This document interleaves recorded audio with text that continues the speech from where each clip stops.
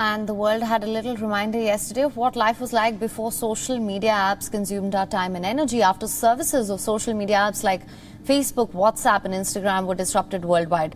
But almost quite a few hours later, actually, the services have been restored. The outage prevented the company's 3.5 billion users from accessing its social media and messaging services. All three services owned by Facebook and could not be accessed either via web or smartphones.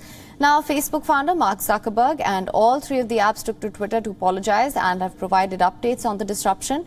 A site which tracks these outages said that it was the largest failure it had ever seen, with 10.6 million problems reported worldwide. Now, Facebook has said that it believes that the root cause of the outage was a faulty configuration change and assured that there was no evidence that user data had been compromised. But the disruption could not have come at a worse time for Facebook. It is already dealing with the aftermath of a whistleblower revelation, which said that Facebook prioritized profit over public safety. The former Facebook employee will testify before a US Senate subcommittee today about the company's research into Instagram's effect on mental health of the young users. Now, amidst all this chaos, Zuckerberg's personal wealth has fallen by nearly $7 billion. A sell-off sent the social media giant stock plummeting around 5% on Monday, adding to a drop of 15% since mid-September. This has sent his worth down to $120.9 billion, dropping him below Bill Gates to number 5 on the Bloomberg Billionaires Index.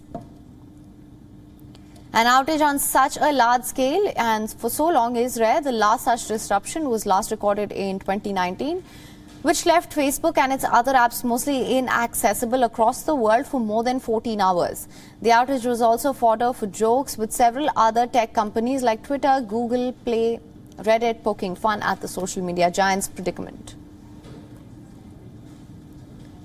And for more on this, let's just listen into this report sent by our correspondent Susan Tehrani from New York.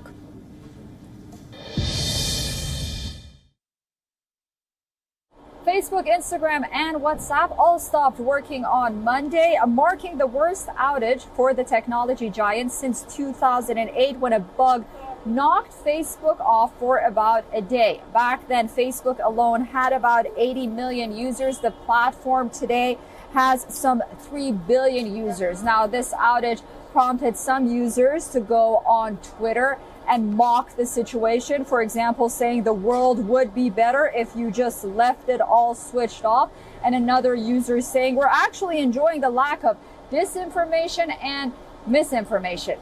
In a curious twist, however, according to the New York Post, the domain name Facebook.com by Monday afternoon was listed for sale by Domain Tools. The organization behind the domain registration is still Facebook Inc. However, it's not clear why the site's address would be up for sale. Monday afternoon, shares of Facebook were down by 5%. This is amid broader sell-off in tech stocks. Susan Tehrani reporting from New York for WION World is One.